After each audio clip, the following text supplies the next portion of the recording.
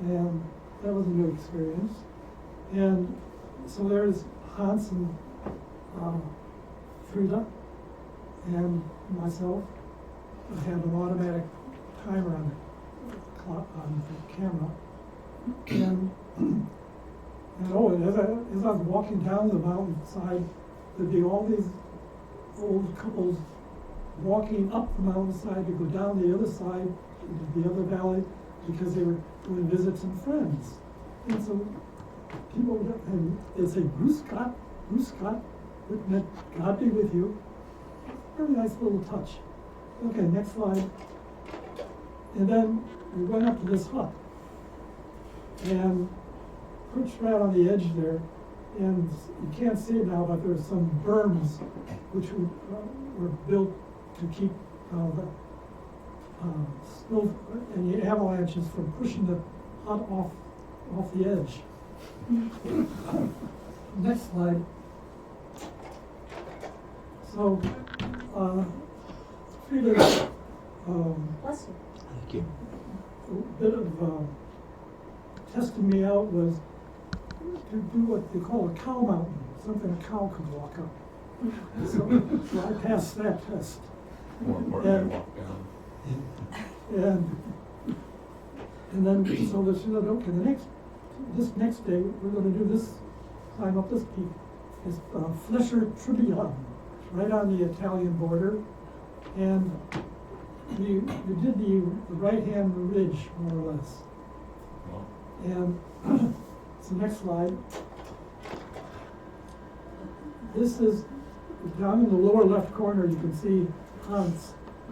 And down below, and down there where it's green, it's Italy. Several thousand feet down. And this is my introduction to exposure. and I said, hey, I'm getting a little scared. I said, oh, here, no problem. And she said, here's our rope, and here, tie it once around your waist and put a bowl in, and tie it tight. No, you're all right. And that was the state of the art. So, okay, next slide. And we got to this overhang where there's a cable hanging down. And Frida, for some reason or other, said, you know, I don't feel like I could go up that cable today. And being very naive, I said, oh. I didn't ask why, because she's the leader. And I said, but I didn't tell her that, well, that in the gymnasium in Chicago, which was quite a bit lower, I climbed ropes and to the ceiling and had no problem. Well, I can do it. And for some reason, Hans was a very retiring type of guy. He would never said anything, never volunteered to. So I started climbing up this cable, and I barely made it up to the top and threw myself over onto the ledge. And I forgot what the effect of altitude is. I've never experienced it before. And so then I said, I called down to her and said, Frida, what do I do now? She said, well, you go over the corner and you sit down and you brace your feet so that you can't be pulled off. And then you take the rope and toss it around behind your back and pull up with one hand and with the other hand so that you can sort of snug me up in case I need help. I said, oh, okay. No anchors. She believed me that I couldn't be pulled off. And so she got up there and Hans got up there. And then we're climbing essentially a very narrow sort of gully. Next slide. Like that. And also at this time there's another party ahead of us, some German guys. And they're rather sloppy. They were knocking rocks off as they climbed fast. And she said, oh, now here, if any more rocks come down, here's what you do. you lean against the, you stand up very straight, and you get up against the wall, and don't look up. Instead, all you do is put your forearm on top of your head like that. And if any rocks come and hit you, all they're gonna do is just break your arm, and your head will be all right. That's what's important. Okay, next slide. First helmet. And the top of it was so small that I had this little miniature tripod about 6 inches high. And so I had to put it on the very, very edge of the top where we were. And they had to put me on belay so that I could get down like this and sort of focus on it. And then set the timer, and then they quickly pulled me back up. And that's why I'm sort of falling against them, because the top was, say, like 2 card tables wide. Anyway, so that was my first peek, and my introduction to climbing, and I thought, hey, this is pretty great stuff. Is that a flagpole to the left? Pardon? Is that a flagpole to the left? Yes. Well, it's a pole. Did you say There's next slide, nothing John? flying on it. Okay, next slide. And so we got down, and I found the tradition is to put up, and if you come down off this stuff, and you're all right, you put a stone out of Karen. Anyway, it was one of the more interesting peaks in that area, just west of Innsbruck, and right on the Italian border. Next slide.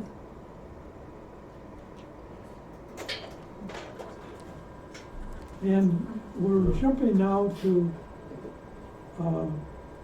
the slides that I had for Seneca Rocks, and we'll jump back after that to how I got involved in mountaineering section and Carter Rock.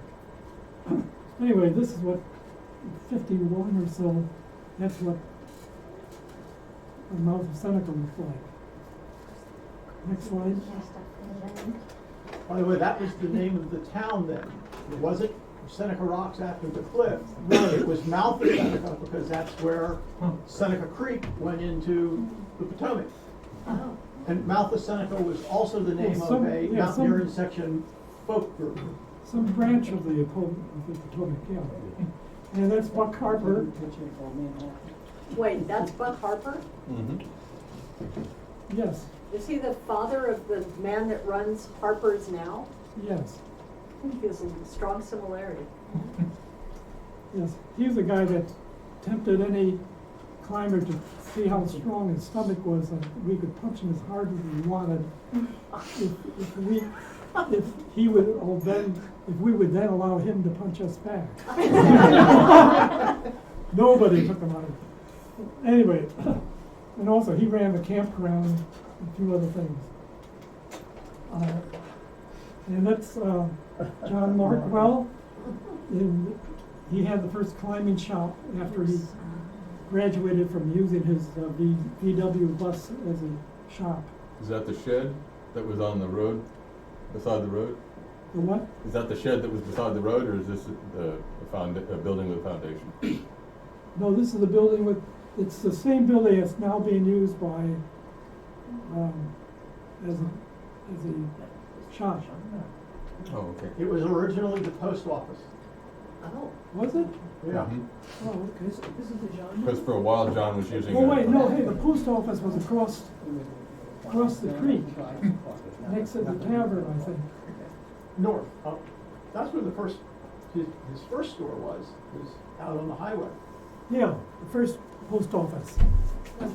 John Markwell's first store was, A one-room. Okay, Markwell first had a bus which he used as a store.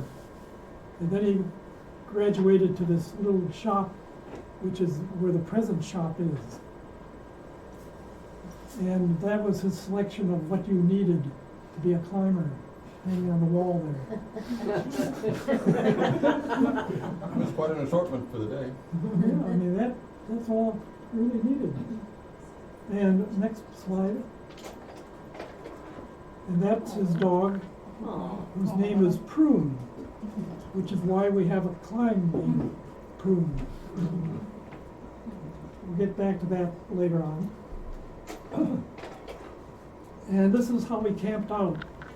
There was at the northern end of the present parking lots, was Armentrout, I think, had a farm, and he allowed us to go camp out there whenever we wanted next to the river, which is also a good swimming hole. So here we had Army surplus mountain tents, plus a lot of other gear. And next slide. And then we graduated to the pavilion. And this is what we looked. It's sort of like a, Is that Like- June down there in that corner? no. June Lehman? Who? I think that's June Lehman lying down on the. Oh, on the left, lower left? Mm-hmm. Yeah, I guess so.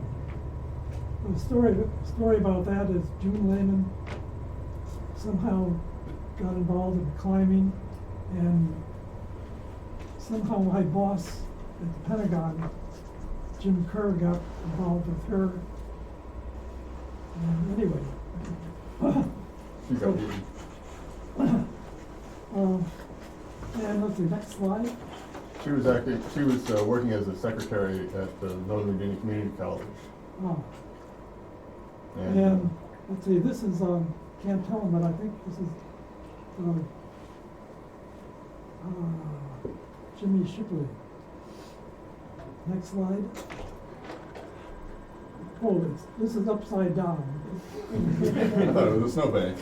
No, it happened to be that, on this one weekend, pardon me, there were only 4 of us there at the time, and one of the guys brought his hi-fi system, which we plugged into the pavilion's power, and so we were listening to Vivaldi and having a really great dinner that night, and we looked up in the sky and there was the Aurora Borealis.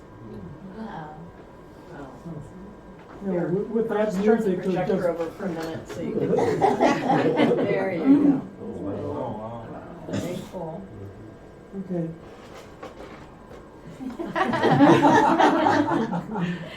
Special effects people. And sometimes we went caving. And of course, when we went caving, that meant that we were really dirty.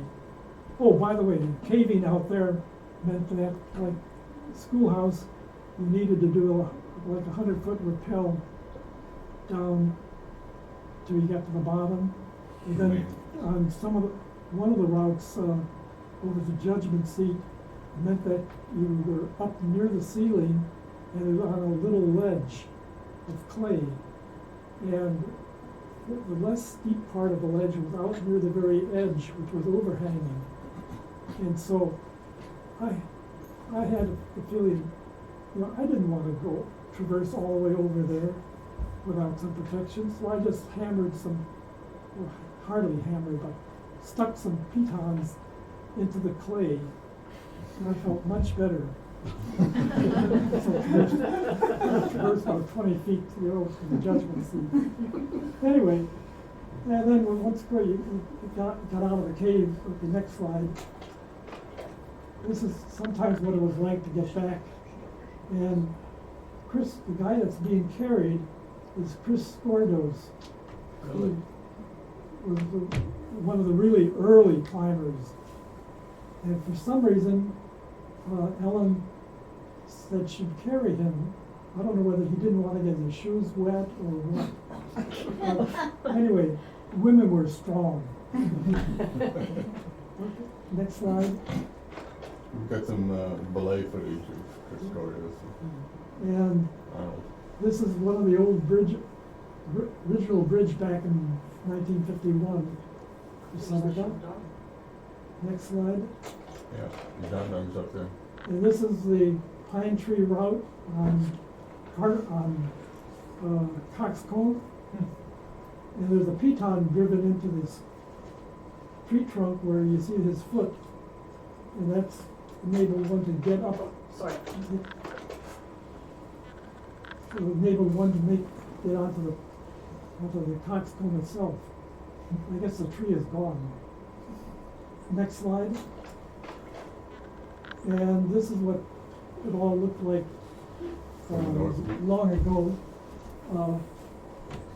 That's when this is like a crowd at that time. 3 people there.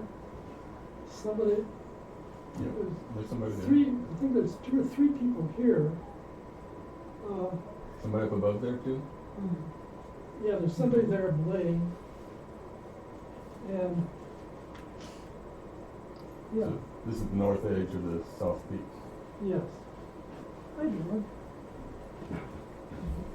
Next slide, please. And that's Kate Adams. Okay. Bobby Adams. No, wait. What's her son's name? Don? No. Bob, is it Bob? Don Adams? Anyway, her son is who's in this section now, climbing. Anyway, next slide. And here's a view of what you don't see anymore. The gendarme. Gendarme. And that's me sitting up there. And it was really interesting. The next slide will show you, not yet. How narrow the neck is. The route comes up here, here, and then you do a body rappel off this side, so you're a free body rappel coming down here. And that was without harnesses. Okay, next slide. That's somebody climbing, leading up to it. Next slide.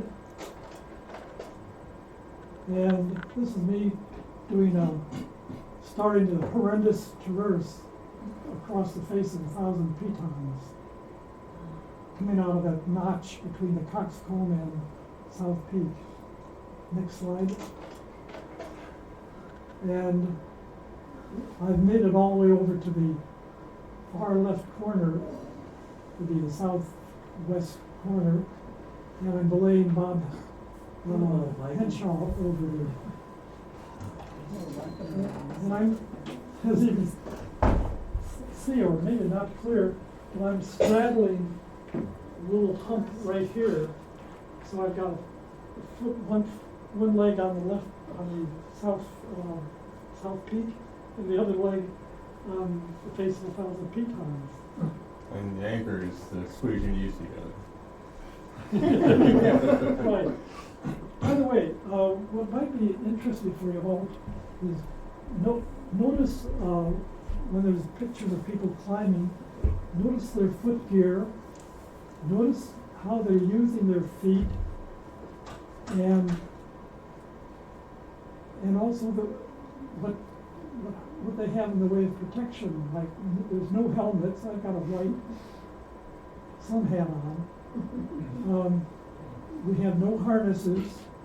We have just a simple one loop around your waist, tied tightly with bowline, and maybe a half hitch added for protection. And most people will be wearing tennis shoes. I imported a pleather shoe for a while, so that was a big thing to have. And there was no chalk, so you didn't have to. So you wouldn't know where the previous person put their hands. And anyway, just keep those points in mind when you see how some of the climbs were being done. Okay, next slide. And we did winter ascents. That's Tommy Marshall on South Peak. And that the original Karen had that little some sort of King Arthur's sword. stick with that had like a broom on the end of it at one time. Anyway, so next slide. So Tommy's being stronger than I, but I had more imagination. I said, hey, let's do this route, let's do a new route on Faces of 1,000 Pitons. And this would be the Marshall's Madness. And one of the guidebooks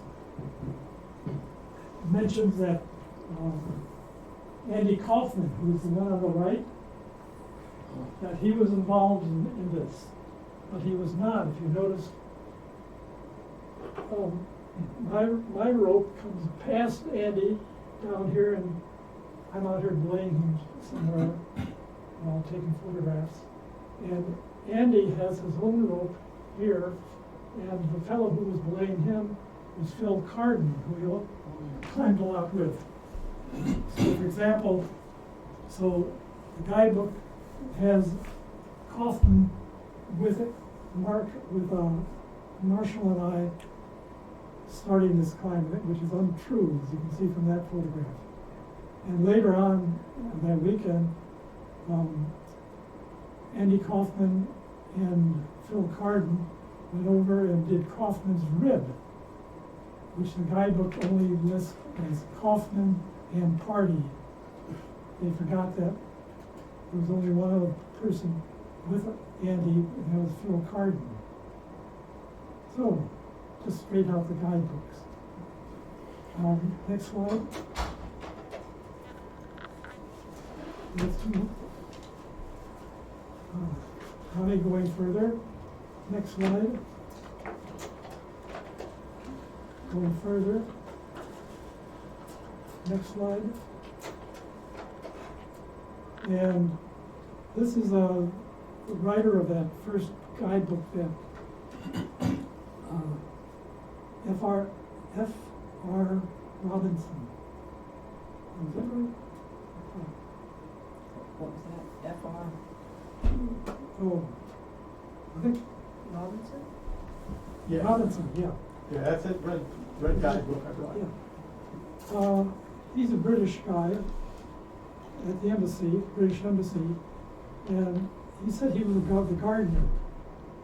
And only years later did I think, wait, gardeners really probably, that doesn't seem like the right occupation for him. And probably that's a code word meaning I spy. So anyway, that's his climbing gear, and there were a whole bunch of us were trying the inside corner, which Jimmy Shipley finally did. It's called Shipley's Triple S. Anyway, next slide. That's as far as any of us ever got to that crux there.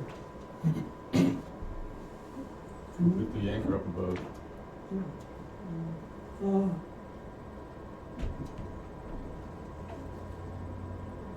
Okay, maybe we had gotten a little further and we had a fixed rope there. Anyway, we never really got any further than that. Next slide. And this is curious things happen on top of South Peak. That's Alan Talbert, and he's a piton, and has opened a can of sardines. And that's why, I forget her name, she's peering so curiously at him, like, what the hell do you do eating sardines with a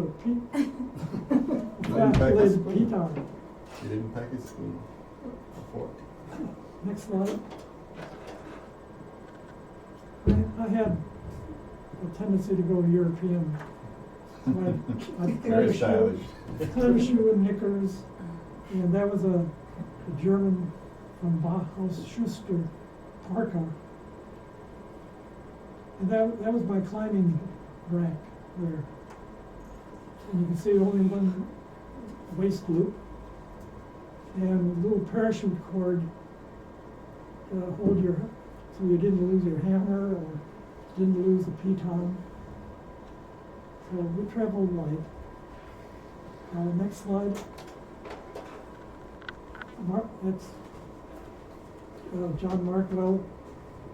We're finishing up a new climb called Initiation on South End. New slide. Now, this is well, it's rather interesting because here you see what you can't see anymore. Gendarme. This is green wall climb.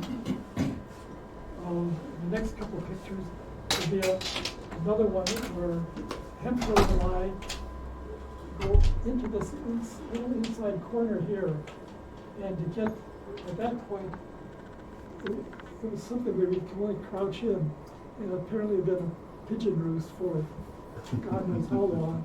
Because I had to scoop out about a foot of pigeon dirt in order to sit in there. That's how chalk was invented. Pardon? I said, that's how chalk was invented. Yeah, yes. It didn't feel good on the hands. And this is Thais route. And then came the question of where to put prune.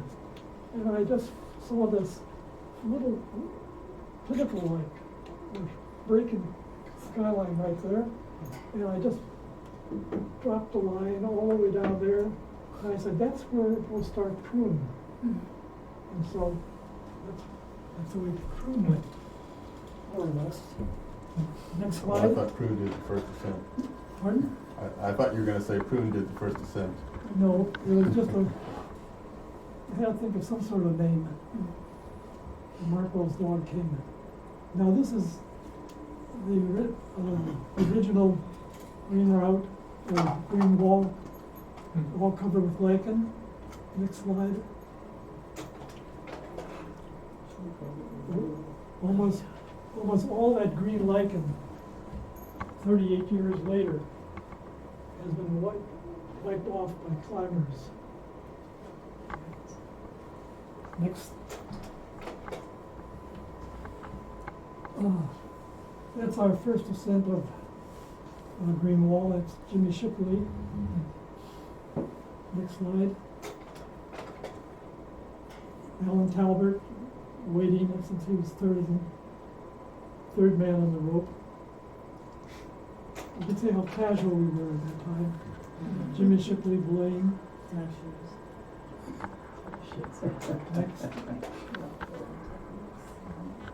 Actually, Shipley state of the art again. running.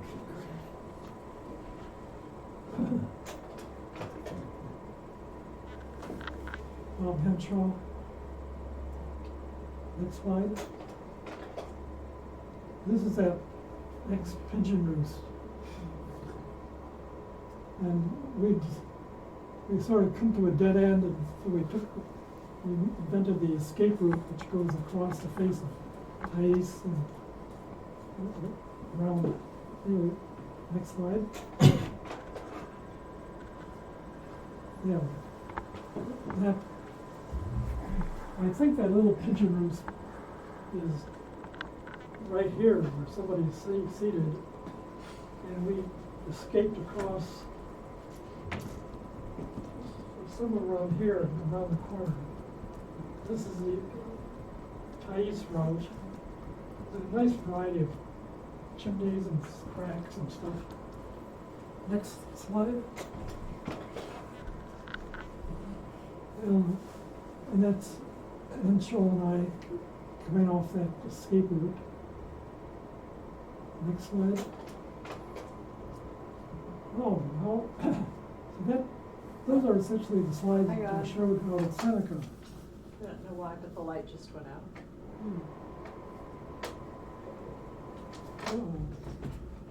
Overheat or something? Maybe. One moment, please.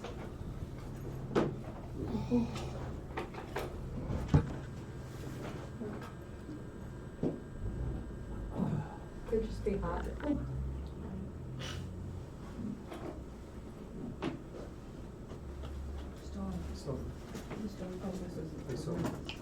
Quick question for you. Any idea Humphrey's Head, who's it named after? Humphrey's Head.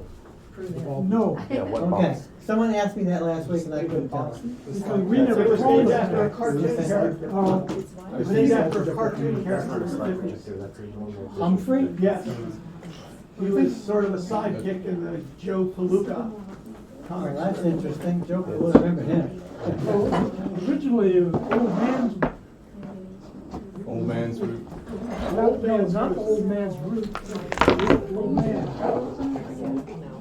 Oh, okay. Yeah, it's usually now referred to as Humphrey's Head. Yeah, right. Because it looks like the profile of the bridge looks like the cartoon guy looking up towards the top.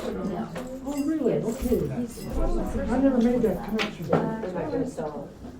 You what? I thought it was some of the Pittsburghers who gave it that name. Yeah. I know, right? Anybody seen any of the big thing down there lately? Seneca? They still, do the Pittsburgh crews still call it Seneca? As far as you know?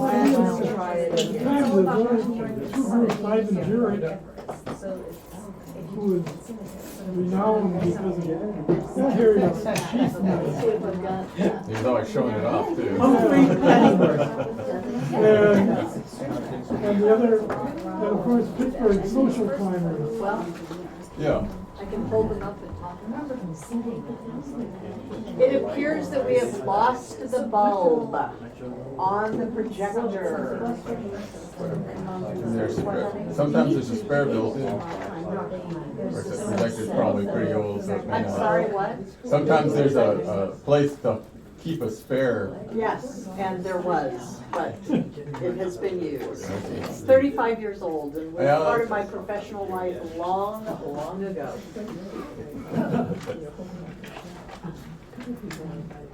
I can hold the slides up.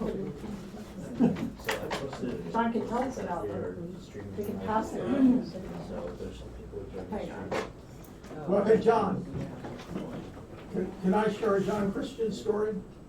Yeah, tell one. Doesn't have to be true either. Doesn't have to be. No, it wouldn't be from him. Yeah, no, this is, I sit home and think these things up, yeah. So it was, I mean, I was really fortunate that in my early 20s, I got to climb with John, who was somewhat older. And it was always an adventure from the time he left his house in Cabin John, because there were no interstates. You drove 55 and 11 down through the Shenandoah Valley and hairpins over the mountain, and John owned a Porsche. Porsche. Excuse me, Porsche. So I think, if I'm remembering correctly, our best time from Cabin John to Seneca was 3 hours. That was typical. And that's with no interstate. Yeah, I'm thinking about So something. anyway, John was talking about prune. And John gave me a present not too long ago. This is a piton from the first ascent of prune. And the first pitch of prune still is notorious for lack of protection. And John, of course, ran into that same thing. So they found this old army angle driven straight down behind the flake. So that being better than nothing, John clipped it and went ahead and led the first pitch. Well, you know, it's notorious were that these ring pitons were infamous for the ring to fail, and so one just was taught never to use those things. So, But better oh, than by the way, nothing. they were 6 inches long, which was that much of the. Yeah, I've got a bunch of old pitons here and some ring angles and stuff like that, if anybody wants to play with them afterwards. So anyway, so John clips into this thing. And John did the first ascent of prune, John did with Arnold Wexler, who is another absolutely legendary climber and a longtime member of the mountaineering section. And when Arnold got up to the ring angle that John had used, he just took it out. And It's so, designed for downward pulls. yeah, so this is actually the ring angle from the first ascent of Prune. And John gave it to me as a present because the story is a couple weeks after they did the first ascent of Prune, John took me up to do the second ascent, and he said he wanted to see if he could take the wrinkles out of Prune, because it was supposed to be a diretissima. You know, like Emilio Camici said, you drop a drop of water from the summit, and the path should be the line of the climb. Well, Prune wandered some. So on the first pitch, not that hard, but again, not much protection. John's going, Neil, you're too far to the left. Come back over. No, now you're too far right. Come back. Come back. John, there's no protection. No, it's okay. Just get straight up from there. Second pitch. There's some protection, but it's a bit stiffer. And so we're doing the same thing. No, you're too far left again. You need to be going straight up. John, there are no holds up here. So he finally got me on course and finished the second pitch barely. You know, it was like, oh my God. And so that was the second ascent of Prune, and the taking the wrinkles out from the first ascent. It's always interesting climbing with John. So did you use much iron straightening Prune? What? Did you use a lot of pecans straightening it? Well, that's all there were. I mean, you know, you didn't use a lot because there's not too many places to put them in. So, yeah, I definitely remember going through what's the crux near the top of the second pitch, and what's become now known as the ankle pruner because of the number of leader falls that have resulted in broken ankles there.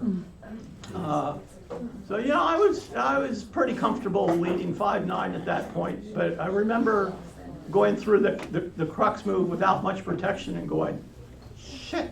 You know, 5 feet below the belay ledge, I can see that's safety, but you know, you got to get to it. I think you exaggerate a little bit, because I always felt that I could never climb anything better than 5'8". So anything I did then had to be a 5'8". But my wife says exactly the same thing. That whenever she would say, well, how hard is this we're going to do? Oh, it's like a 6 or a 7. And it would be an 8 or a 9. And so Janet got to the top of Ye Gods and Little Fishes, finished leading the last pitch, and ran into a couple guys up on the belay ledge at the top of the climb. And goes, did you just come up Ye Gods? She goes, yeah, it's short and easy. And they go, that's like an 8 or a 9. She goes, nah, it's a 6. Because that's what I had told her. But John's the same way. He says, I can't climb anything harder than 8. Don't believe it. Good thing there were no guidebooks. Yeah, that's right. The lack of guidebooks helped.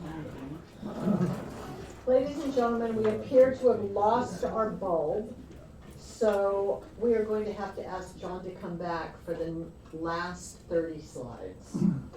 By the way, there will be one somewhere in, Patsy? yeah. We can ask, but it's not. They're all LEDs. Yeah, they have it.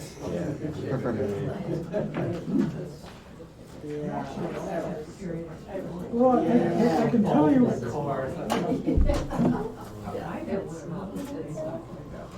I can check. I can tell you what part of the next section would be, and it really probably doesn't require any slides.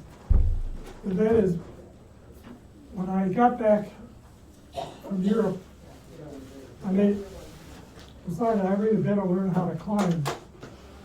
So somehow I found PATC in the mountaineering section, and then started going out with them and learning how to do things, learning how to do the correct bolas and all that. And all this time, we never used chalk. Most of the older climbers were doing everything at Carter Rock sneakers, preferably old worn sneakers. And they felt that when I was importing Kletterschuhe, that was cheating to wear those things. And there'll be some pictures of Don Hubbard climbing at Carter Rock in what would look like LL Bean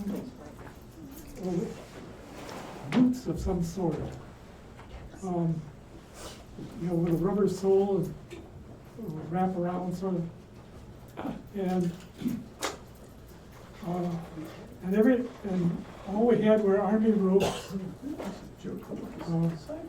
Nobody had harnesses. And I said nobody used chalk. And it just made life very, very simple. Come think of it. No helmets. Anyway. Were army ropes static? Pardon? Were the army ropes static? Oh, yeah. Yeah. Stifle. No stretch? They were the early nylons, because it turns out that some of the early climbers all were scientists and engineers, and they worked for the Bureau of Standards, and so they were testing ropes for the Army. And Art Lindbeck from California was here during World War II for some war reasons, and he and Arnold Wexler got together and wrote this book, Belaying the Leader, and developing the concept of dynamic belay. And so that gave rise to, well, as engineers and scientists go, you really want to have some good tests for ropes. Let's see how they fail and all that. And is this whole concept of dynamic belaying good, where you allow, you just have the rope going around your waist? Oh, that's right, there are no such things as little devices to hold the rope for you or something. You just put the rope around your waist, and if somebody fell, you're supposed to essentially slowly go wrap it around like this as you're snugging the rope around your waist. Oh my God. And all that additional friction would be enough then to stop the falling climber. But you really did it almost instinctively as fast as you could. Well, you needed a lot of practice on that. And so there's one great, I think it was a sycamore, there at Carter Rock, in which they rigged up Oscar. And they rigged up a seat halfway up the tree, and then higher than that was a final pulley, and a rope went from the ground all the way up to that pulley, and then back down to Oscar. And Oscar was, in various lifetimes, I think at one point he was just a big hunk of wood, 150 pounds of wood. Another time, I think he might have been concrete. With an eye. Yeah, and there'd be a bunch of and we got to be sophisticated where there'd be a bunch of climbers would just would pull on this, they'd try to run with pulling up Oscar. And the whole idea was to pull it up faster than the would-be belayer could pull the rope in. And because the whole feeling is that you really wanted to catch the belayer with having a little slack in Oscar. It'd be more interesting. So if your climber is over climbing the belay, yeah, you can still catch them safely. right. And so, and there'd be a trigger man who would, oh, by the way, the belayer would be generally seated on the ground like this, and he had padding around his whole backside, and he'd be wearing gloves, and he'd be braced against a log here, and the rope would go this way toward the tree and then straight up to Oscar, and there'd be a trigger man. And so as soon as he saw that the would-be belayer was not pulling the rope in fast enough, because we were all trying to run with Oscar to raise it as fast as we could, so that there'd be some slack. And then at that time when trigger man had seen some slack, he'd release it, and Oscar would be free and start plummeting down. And people, even really strong old climbers like Chris Gordos, who had a hardware store and who could do one finger pull-ups, like sticking his finger in a hole somewhere in Great Falls and be able to pull up on that. Even he would be raised up to almost. Well, he didn't weigh that much, though. I mean, Well, Chris was a small guy. Yeah, but he was all muscle. That's true. Yeah, and so he was a guy that was being carried by the women in that one shop. And so, and then there were get guys who went to Harvard who knew how to do it. And one guy in particular decided he could stand up. And he didn't have to be anchored in, tied down. And so everybody would say he was about from here to you all, from where the Oscar tree. And so the cameraman got halfway down the way here and focused themselves on where the beer bottle is. Because they sort of felt that's how far he may go. And so when Oscar fell, he of course, no dynamic for him, and he went sailing. Oh. And everybody got the wonderful pictures of him in flight. I don't think we have that. We have some Oscar film on our website. But I don't think we have that. No. Now, the Oscar tree used to have a whole line of telephone pole spikes in it. So you could get up into the tree. They're gone now.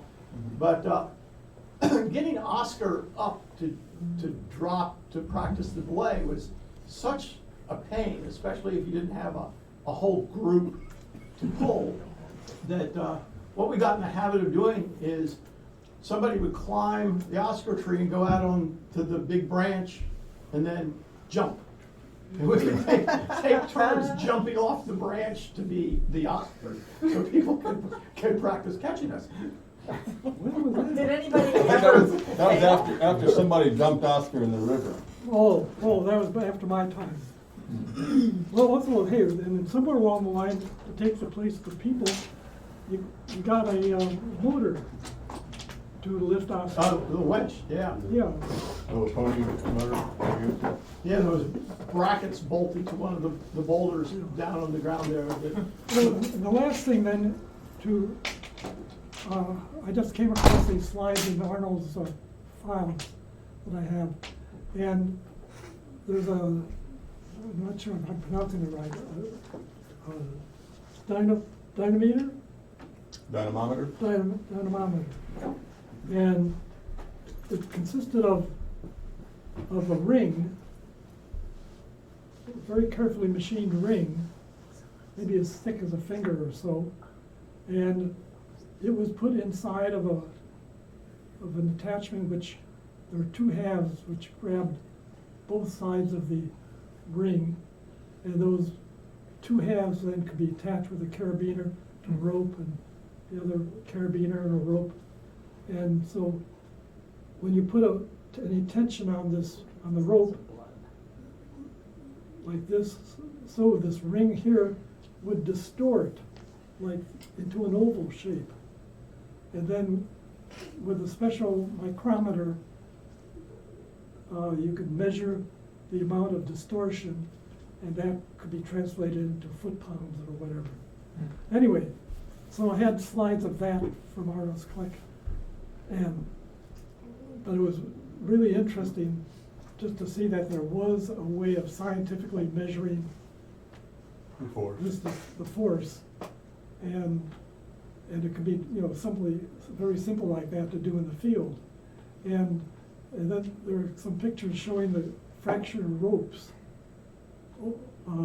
And it's just like, if you can sort of imagine, it's hard to imagine, pulling a rope like that, and so that suddenly the ends, it broke, and the ends would be all frayed, just opened up like that.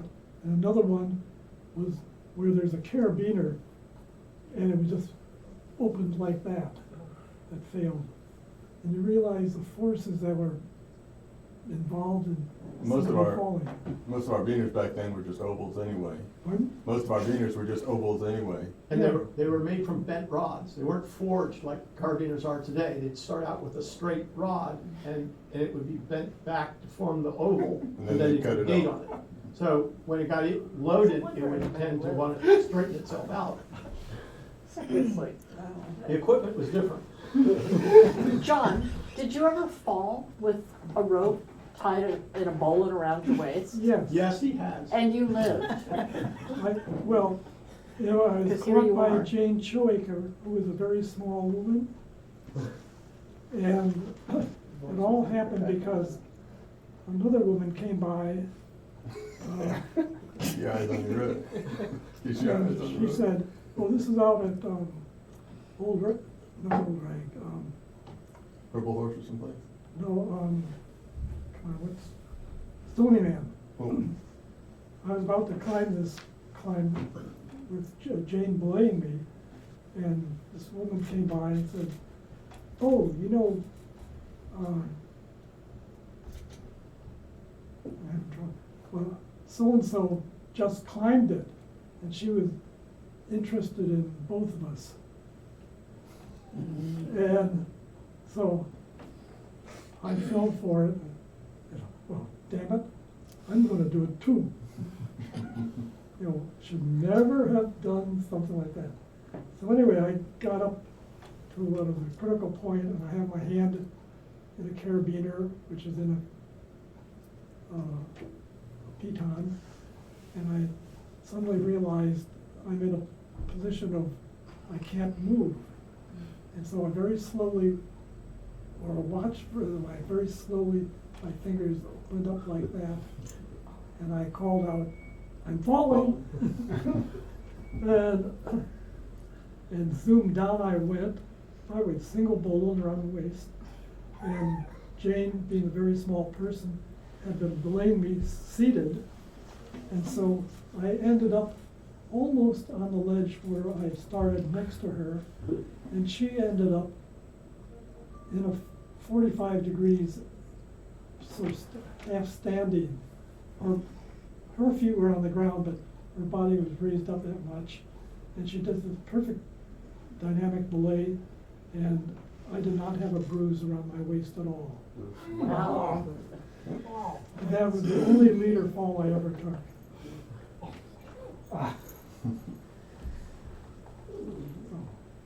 I could say that.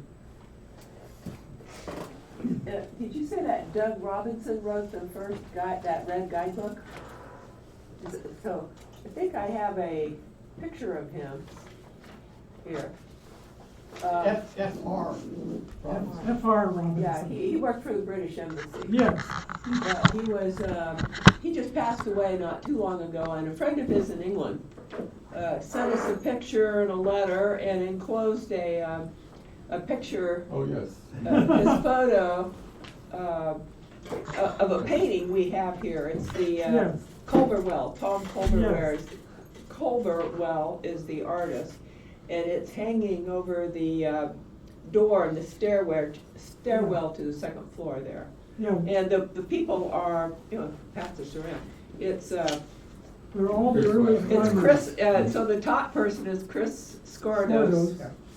There's Dolores Alley, Don Hubbard, Pim Kirchner, Miriam Jackson, Johnny Reed, John Minahan, and Arnold Wexler, who he used to Yeah. climb with, Cool. Fitzhugh Clark, Andy Kaufman, Very cool. Yeah. and Tom Culverwell. Yeah. Yeah.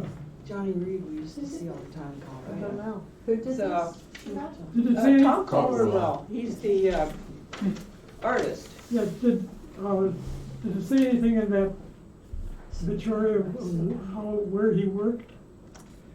It said he worked for the British Embassy, but like you said, actually, if you look online, you can find an obituary. Says he was a patent lawyer. Yeah, patent lawyer. Okay, well, that he could be checking patents.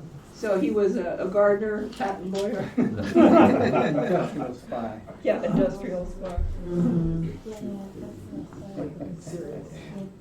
I was using them at the symposium, everyone's introducing themselves. Of course, you're a lot more cautious, at least I was a lot more cautious back then than I am now, because the equipment is was so much more fragile. Government, universities. At least I think it was. But, well, I don't think that, That's right. I would think just the opposite, that the feeling of the equipment is so much better that you can trust it even more so, and you can do more frantic things. Today. I was more cautious back then. He was more cautious back then. I'm less cautious now. I mean, I push the equipment further than I ever would leading now, or back then, I mean. Oh, Because back then, I had seen ropes break. I have not seen a rope break in years. So, John, can I tell you, I've done prune, I epicked on that route so many times. I forgot my climbing shoes and I had to do it in Chuck Taylor, and they didn't have to do it. I did it. And I did all three pitches, and I never wanted to throw up wait, more. you said you didn't have your climbing shoes? You had to No, do I what used did you Chuck do? Taylor's. You had to do it with what? Tennis shoes, Chuck Taylor's. So it might have been better. It was awful. I wanted to throw up so bad. So hard. But hey, you have to think back that these early climbers were really using put a copy of it. essentially cast-off Put a graphic copy. sneakers. Oh, yeah, no, I very much could I think at appreciate one what point you I did. thought I knew. But hey, about the half other of it. interesting thing is that so many of the climbers in the pictures that I have show people doing like spider walk, fingers in here, and both legs are stretched out. Well, you know, right next to the legs stretched out like this, Yeah. and they're just doing it in a Oh, perfect yeah, I remember. layback. And rather than relying on chalk and everything else. I had his off. Francis Robert. John, do you still climb or hike now? No, Do you want to? He was until about 5 years ago, though. you know, the thing is, I've had 2 hips replaced and a partial knee replaced. And Yeah, but his shoulder. I haven't been exercising enough to keep my body strength up. Gotcha. So, It's hard to keep the bone density great enough to keep the implants in place you know, without slipping, you know, they You tend can climb vicariously through us. well, the interesting thing about having these 2 hip replacements is that I always had been from birth, the right leg had been shorter by, half inch or so. Did they fix that for you? And so they did the left leg first, and I had this thought when the right leg came about, I said, Doctor, could you when you're replacing this one right leg, could you, or hip joint, could you make it the leg a little bit longer? And I said, yeah, no problem. So suddenly, lifelong going through tailors, they have one pants leg made shorter, all that was gone, but now suddenly, and with that, hips go this way and shoulder goes that way, they counteract and the spine bends. All of those things are corrected by suddenly getting this one leg to be the same length as the other one. Wow. I've always wanted to be 6 foot. Oh, but that's, I've gone the other way. The older I get, the smaller I get. John and I got out together a couple of times just before his first surgery to Sugarloaf and to Harper's Ferry and a couple of. Yeah, you were climbing And in I your would just say 80s. that right up to the end, that man knew how to climb. Wow. Nice. You know. Did you lie to him about the grades too? Yes. But Well, now look your at wife knows the secret, so. He's still It climbing, still he works. climbed up on the table there. I see. Yeah. When he had his hips replaced, you were in your mid-80s actually, and the orthopedic surgeon just couldn't get over how fast you recovered and that he was so much better than patients in their 50s. And I remember the second one, after the second hip replacement, he said, well, he has to spend one night in the hospital, but we live not too far from Sibley Hospital down MacArthur Boulevard, and so Dr. Unger said, he goes, I just don't want to look out the window and see him walking home. Because he has to spend one night instead of 3, like they want people to spend 3. He goes, I don't want to look out my window and see him heading out. What about the time we had a reception to go to at the Corcoran? Oh God, that was after your knee surgery. You had a partial knee replacement and you, yeah. I was using a walker. For, like 3 days after his surgery, and you ended up. He was walking. Well, he was driving. And, yeah, we had kind of we got in a traffic jam in Foggy Bottom, and I had to be at a reception at the Corcoran Gallery of Art, and so John was not even really supposed to be out, he's supposed to be home for a week or something. Oh, I'm going to this party, so. And then I was driving, and I was like freaking out because of the traffic, and I don't have to be there. And so, we're stuck in the middle of traffic, and John said, get out. And he opens his door, and he comes around, and he's driving me, and he goes in, I'm driving. And then I said, he said, I'll drop you at the Corcoran. And I said, but how are you gonna get from where you parked the car? And he goes, I'll take care of it. You had your walker. And so he pulls up in front of the Corcoran and shoves me out the door. And then about 20 minutes later, here comes John with his walker, and this is like 4 days after having a partial knee replacement. It's not even supposed to be out of the house or something.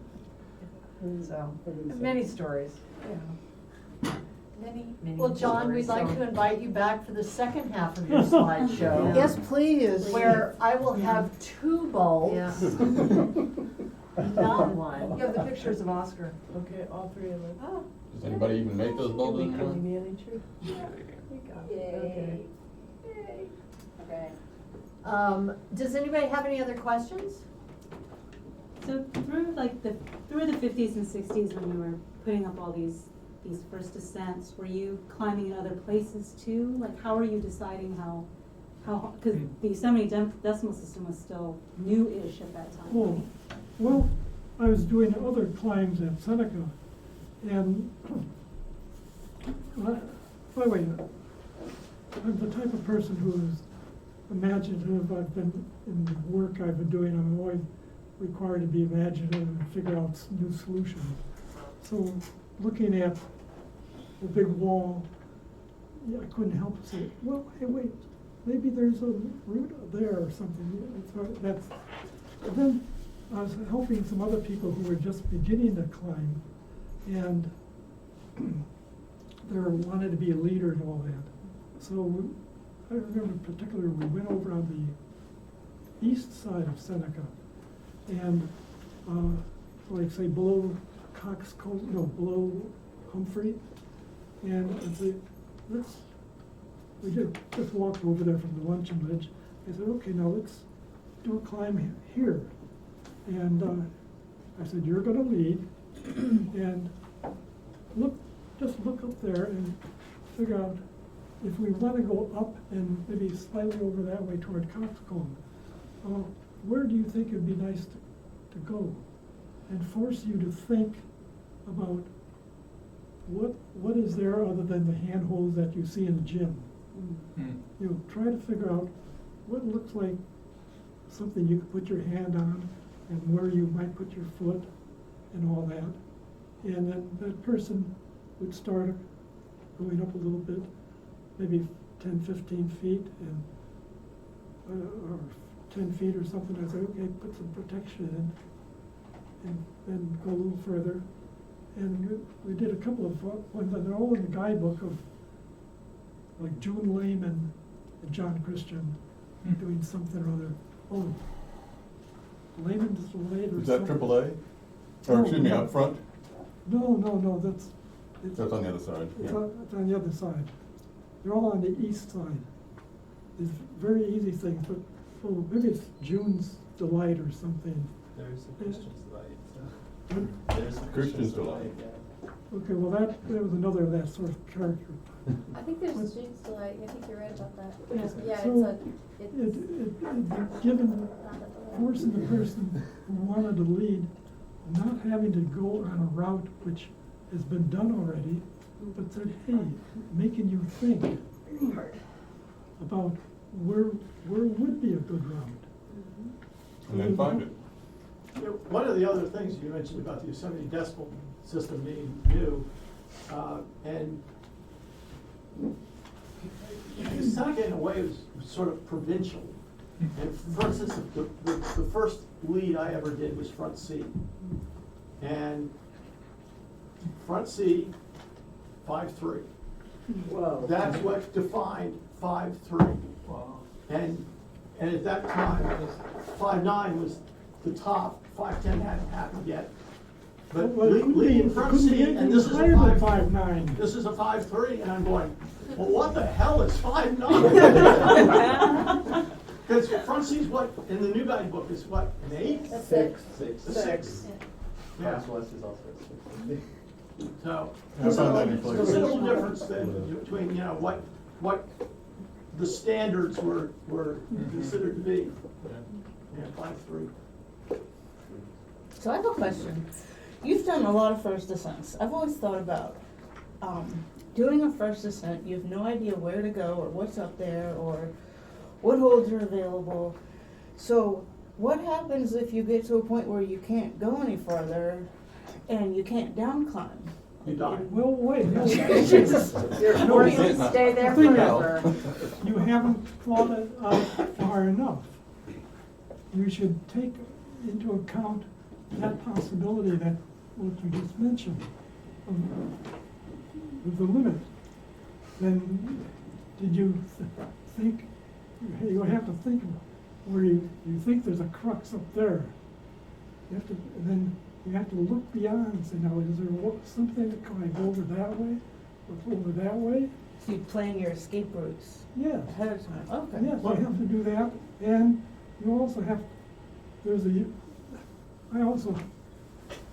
some of the early climbers had hired Swiss guides to help them in their mountaineering out west, and their whole philosophy was, you never climb up anything that you cannot climb down.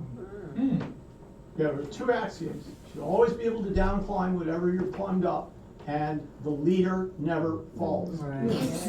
So, in other words, it indicates bad thinking on your part if you don't consider all of that. Oh, and also, if you're gonna have somebody with you, considering they may not be as good a climber as you, so you have to consider, when you think you see a route, that it's something which your lesser talented person could climb also. That's why I always had people who are better climbers than me,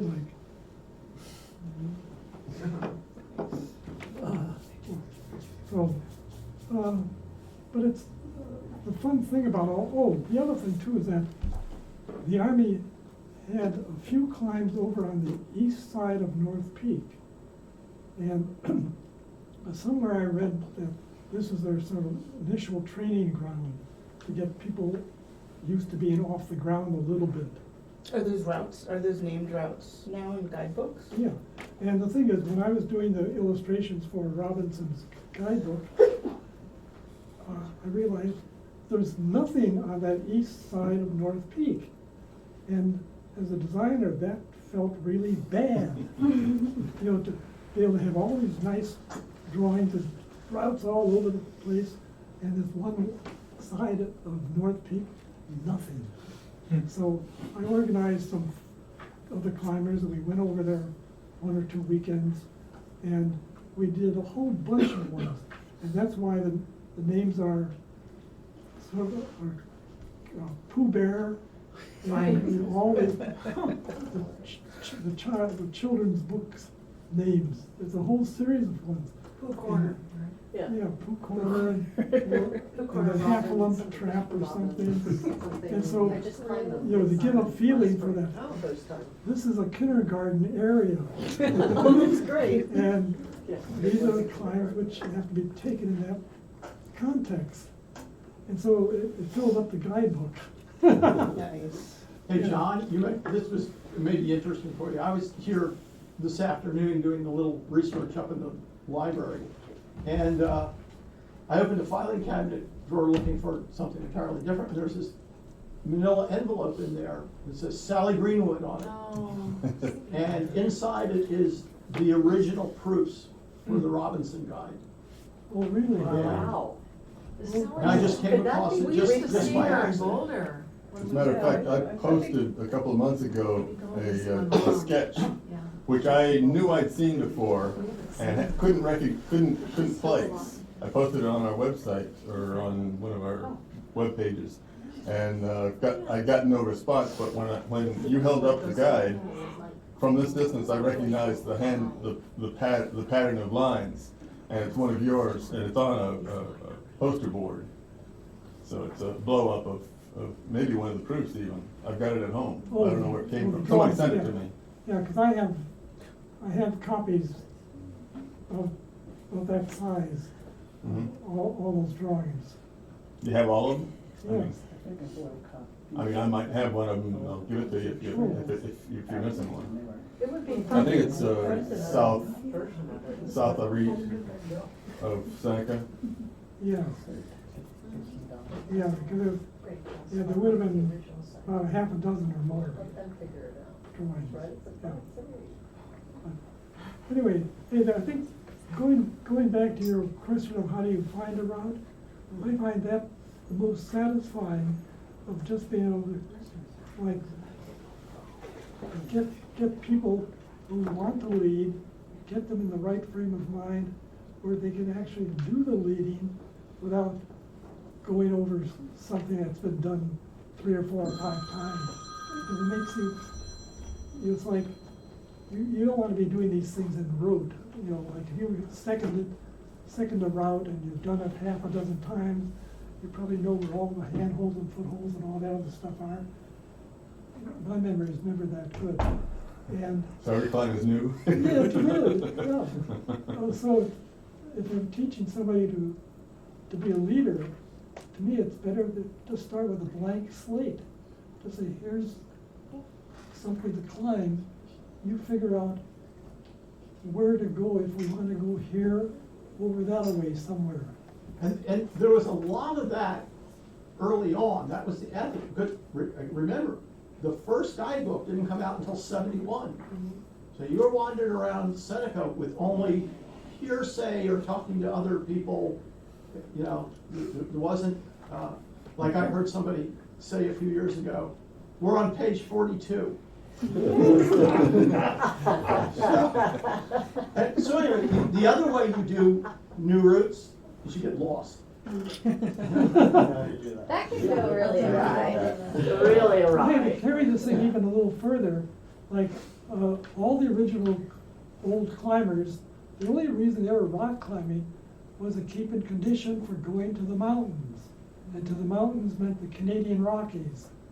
Because at that time when they were climbing in the 40s and the 50s, I have some maps showing this, is that the Canadian government maps, topos, which would be all great contours and all that, and there'd be blank areas, completely blank except for maybe an X or an X with maybe a number signifying altitude. That here were peaks which were somewhere there, and they had no idea of what the contours, where the valleys were that went up leading to those peaks. And so we have Don Hubbard and Sterling Hendricks and this whole crowd would, because they were government workers, they had 5 weeks vacation, and that was more than the Canadian counterparts had. So that meant and we had the National Archives, Library of Congress, so they could do their research and then spend 5 weeks trying to get into those unclimbed peaks. And because there were no contours, when you got to the edge of the contour map, it was a blank area and you had no idea that way or that way. You had to look through the trees and figure it out. Well, you couldn't. There were rhododendron slicks and Devil's Club, and so they would spend like their 5 weeks trying to get into the valley or next to these peaks, and they couldn't. You know, there'd be bushwhacking with machetes, trying to get through the Devil's Club. And, you know, this is a perfect example of what John's talking about. The mountaineering section, and unfortunately, I think we're losing some of our history. There are individuals who have accomplished truly significant, worldwide significant things. And we've lost a lot of this, but John's friend Arnold Wexler, we three of us climbed together some, doing exactly what John's talking about. If you've ever seen pictures of all things, Lotus Flower Tower, Cirque of the Unclimables, the Great Canadian Night, Arnold discovered and named that place. Is that Wexler Cabin? Yes. Mhm. Yeah. Actually, I suggested that we name the cabin after him. Oh, by the way, that little cabin, Arnold had the idea of renting it, and I went along with him, and we furnished it in its first month from West Virginia garage sales. I always enjoyed being invited to stay with John and Arnold at the cabin, because it meant that in the middle of the night, there was a bathroom. Now, the bathroom was on the other side of the road in Buck Harper's store. Wait, no, it was an outhouse hanging over the river. Oh. I remember having a key to Buck Harper's. You didn't realize it was over the river. Yeah, He was always there at much night. later. Yeah, running across the road in the middle of the night. But no, the thing is that, Sterling Hendricks and Don Hubbard, I think, were climbing with the president of the Alpine Club of Canada and doing some really new, far out climb we've never done before. And there was some sort of accident of where, I guess, I don't recall the details, but rather vaguely, like Hendricks put his ice axe through the fleshy part of his neck. And the president of the Canadian Alpine Club was hurt rather seriously. And so Don Hubbard was going to stay with him, and Sterling Hendricks sort of pulled his ice axe out, bandaged around his neck. It goes down what by himself, what had taken, they felt was dangerous enough that they had to belay each other up. He went down by himself out to get help. Wow. So, you know, there are tales like that, which, that's what really got me engaged in going to the Alpine Club of Canada. They have summer camps, and the summer camps, they go into a remote area. You either have to walk in like 15 or 20 miles, and they take in all of your gear, and sometimes you get helied in, and they'd set up all the tents, and a big mess tent, which could seat 60 people at a crack, and a big kitchen tent, which had obviously half a dozen cooks. And the only thing you had to do was once a week do some of the KP, like cleaning dishes. But during this whole thing, the guides would look at your resumes and decide what level of climb you could go on. If you knew nothing about mountaineering, they would take you out for a day and teach you how to use it, how to hold an ice axe, how to walk with the ice axe. So you don't stab you. And if you slipped out of the snow, which they make sure that you Self-arrest. had to practice, they'd show how to do a self-arrest. And if you could do a self-arrest just by turning over on your stomach, good. Now they said you have to go head first, down the hill, That's where I failed. on your back, and then flip over and dig in. And they taught you all of this so that you'd feel confident of walking across snow. And then then for the other people who had had some mountaineering experience, they could go into be led by better climbers or by themselves. And in the July and August, when these camps were, you could always expect to find snow on the peaks. So that's something to think about now, the way our summers are. Yeah. But they still have the General Mountaineering Camp. Yes, that's what I mean. Go on their website. Yeah. Sign up. It's really.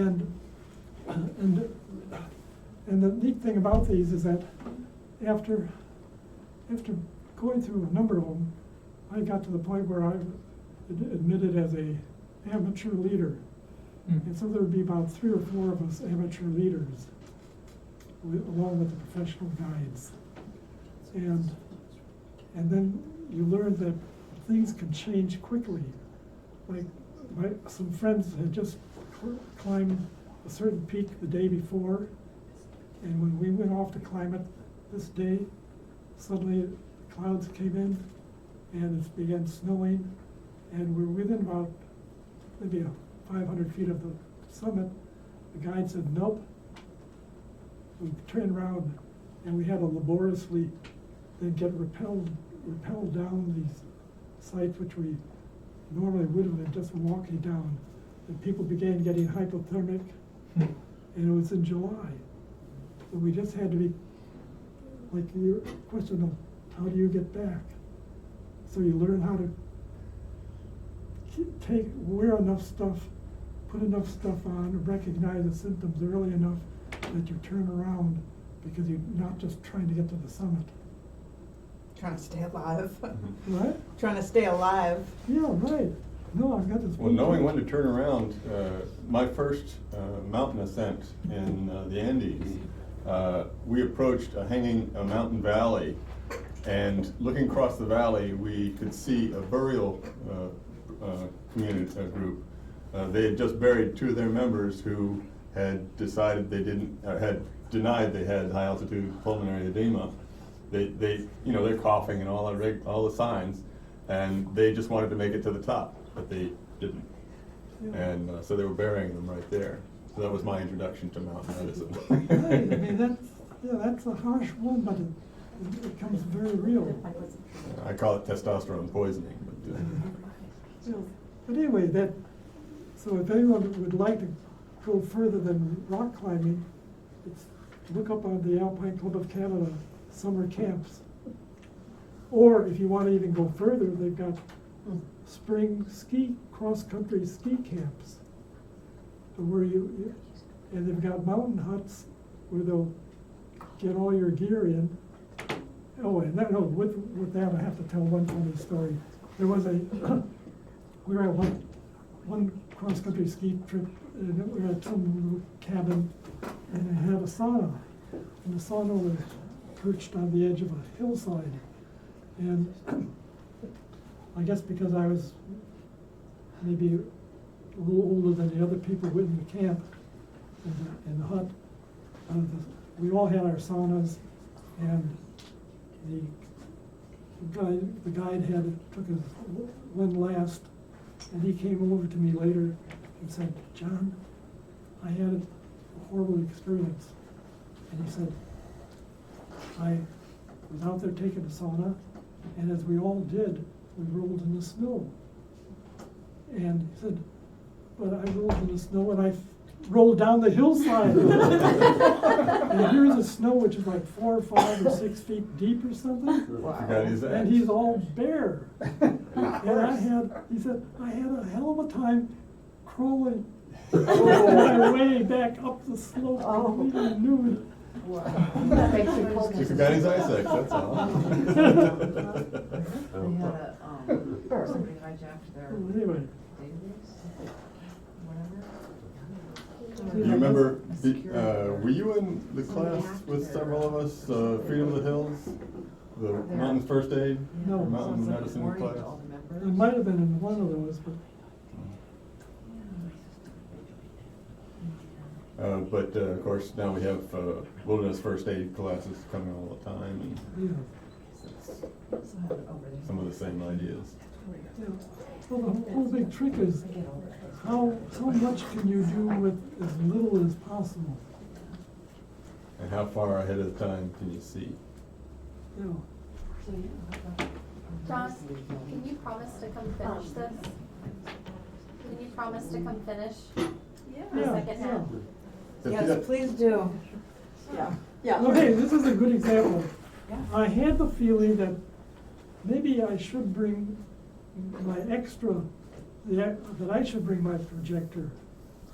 And I thought, no, PATC will have No, they- projector, and they will have extras lying around. So this is a very good example. PATC doesn't have them, that's mine from 40 years ago. Yeah, I know. Yeah, I brought that from home. The Yeah. one that we used at Seneca was Yeah, that one. right. Yeah, That's so it. they don't have, no, they got nothing. Everybody got rid of all that. Well, anyway, you'll have to pardon me for not being prepared. Yeah. Cool. In fact, I don't know if anybody makes slide projectors anymore. They make systems for converting slides into digital images that you can then project using a modern movie projector, modern projector, but not slide projector. Oh, this is a good example of being first aid. It's been my intention to digitize all of my slides. And I just haven't got time. Wait, before everybody goes, thank you, John. This is wonderful. I really do want you to come back Yeah, and do the other 30 slides. yeah.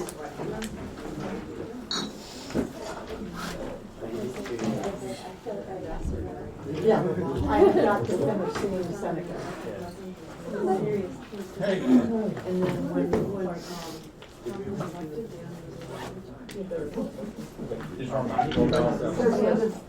got members, we have money.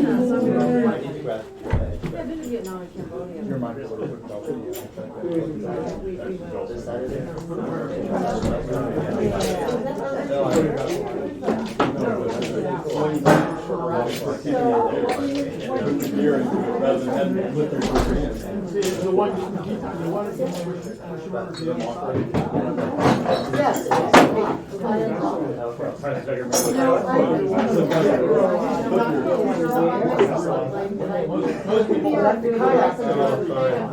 I don't know the code, so, yeah.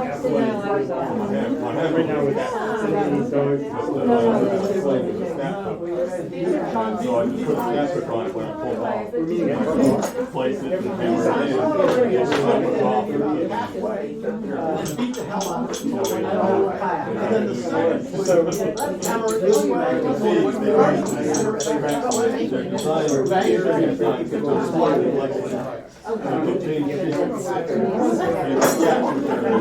Good job, John.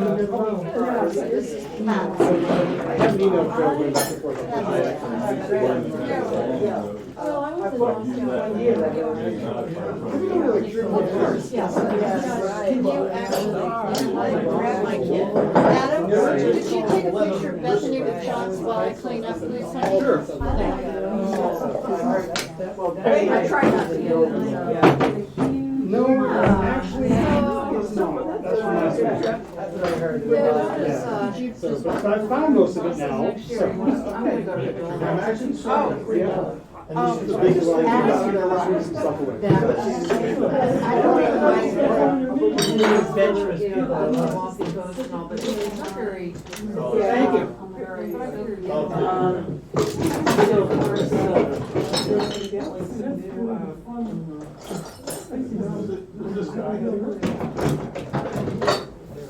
Yeah.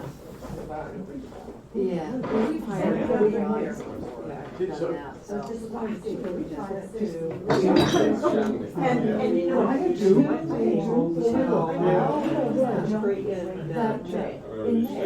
Oh, somebody told me that the first group I bought had 1,000 of them. The only thing worse, maybe, Yeah, right. I Still still make make car. I Did you drive on the am. Amalfi Coast? But, you know, this is kind of done by So, Right. We have it, yeah, John's always in it. Yeah. John Rowan has a story on that. And then we Coming up, see the road will hide around we the climbed there. bush. And he goes, where's the anchor? That's it. And he grabs the bush, pulls it out of the ground. Put that back in that hole in your. Yeah, I've seen these things tied You guys do work.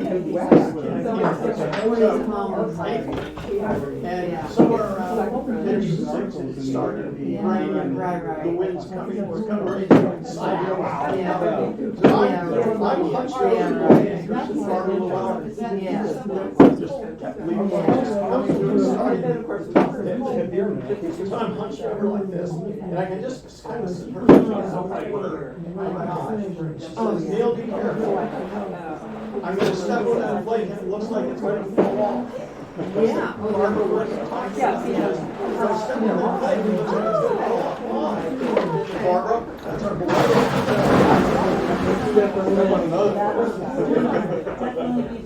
That's our boy.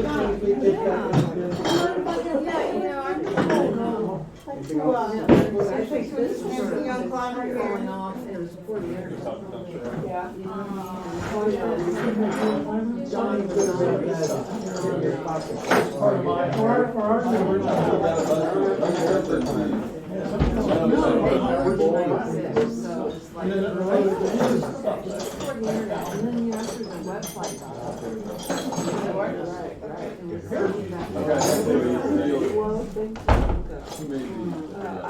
well, it might have been surplus.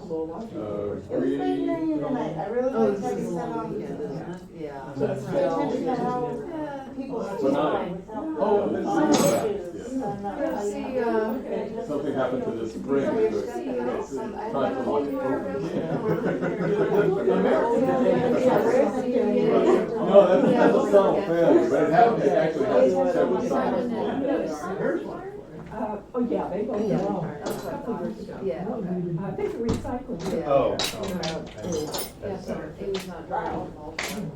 No, she was, This one was there a while. I was a resident, just lifted out. and then she went downtown and worked for the United. Oh, I know that. Couple years. These are nice and, Policy. nice and thick. So, yeah, they're back. Yeah, And no they actually went to Spain for You a. gotta be careful about it. wedding. Cause the plate to crack. Yeah. It loses Yeah, its yeah. That's good. So, yeah, they're doing well, but it'd be good to, These, yeah. this is very flat. This was These were the climbers? this was the state of the art. This was a Quebec spider. Still. Wow, all right. So, My black beauties and Fabianos had. Oh, that was next generation. Yeah, but I sort of like to get it. Yeah, so this, Chronometer also was, look, you yeah. look at the label and tell the difference from this spider. Yeah, so, where's Carol? My college people went, wow. Carol's here, I'm sure. Oh, okay, all right, well. Actually, they were a short player once. Ten bags. Turn out really good. Yeah, All right, we'll be in touch. Okay. Okay, so I'm just going to. Putting these up in I never touched the ball, I just Oh, keep him away from walking around the house. Pulling his jersey like that.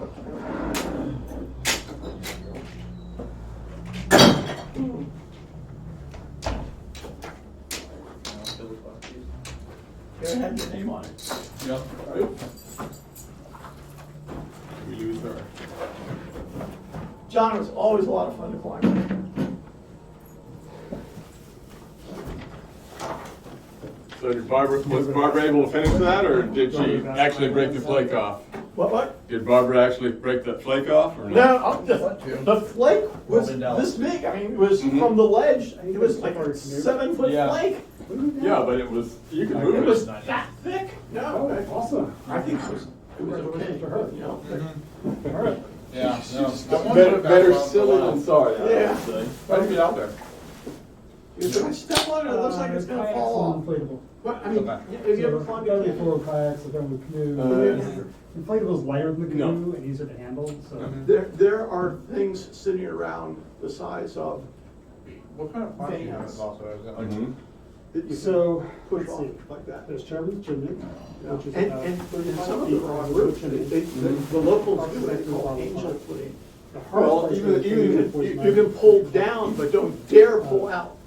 Oh, right, yes. Yeah. No, I've been on a few of those. Yeah. In fact, the gendarme was sort of like that in a sense, because you could actually feel it move while you were climbing it. Yeah, and you could see underneath, I mean, the light underneath it. Yeah, well, you could see where the narrowest part seems like it was about this big. It was, actually, the connection was shaped like this. You know, a big oval that you could, if you tied a rope around it, You could that would probably be the shape. pull it over. You go over here, it's probably 5'10", if you go up 8, it's Wow, 5'8", wow, cool. it's 5'6", so that's what you want. So it's a 70 footer? The original I didn't realize it was in the hall. Yeah, and Pecan it's Nice. it's not One of those. with the pecan, because they changed it. Right. Oh, I don't know. Yeah, that was what we had. Yeah, the pack, they. This is probably the right time of year to do it too, right? A In terms of, later like, version of it. Poison ivy's down, it's cooler, So, water's down, probably down. There's still poison ivy I found last weekend. But it's, but yeah, it's. They were trying to discourage I realized so much on the pictures and They I. do so much damage to the You know, it's gonna be plants. beautiful. that's, We're we there. have one, we have a red one 3 and years a ago. yellow one. Those are the next generation, this is the past. Not put out, right?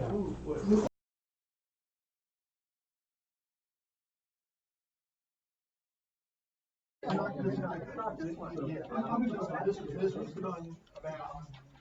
Yeah. But you're doing 6 or 8 years before. The first one. Did you get enough food? Did you eat that last piece of pizza? Did they throw it out? Do you want to go to Chipotle? There's an authentic written by John. I have, at least I had one of that guy. I almost fell over, man, I was up in, I just opened the stairs. Do you want to go to Chipotle while I'm finishing up cleaning up? Well, we're not going to be able to catch it in 40 minutes. I know. You could join the. That's right. I remember that, She was also the third. Yeah. She worked for me.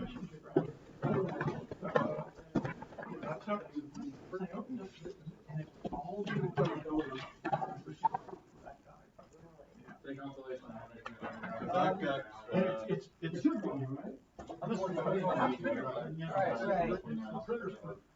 I know I have to go home and look at my red and yellow ones and see what they are. And then I have to pull that one. Yeah, John Standard. Standard did. Yeah. Yeah. So I So there's scanned a for red, that. it came in red, yellow, and blue.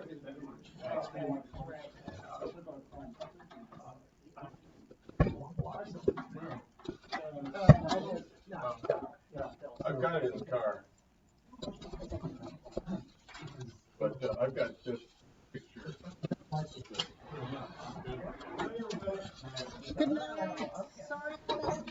Bell's out. How's it going to go to bed? Yeah.